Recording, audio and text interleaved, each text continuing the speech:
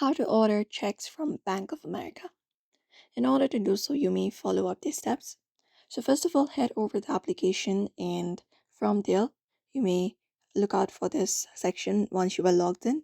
So, what you may do is within accounts, you may just scroll down and scroll down until you reach over to the section of order checks and deposit tickets. So, look out for this option, scroll down until you reach over here and tap on it. After that, here it will give you option.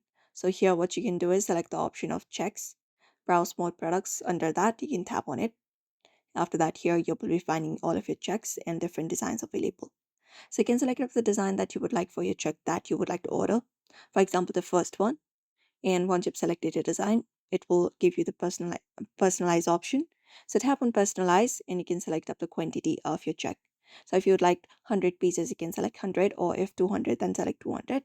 After that, click on starting check and select up the starting check number as well.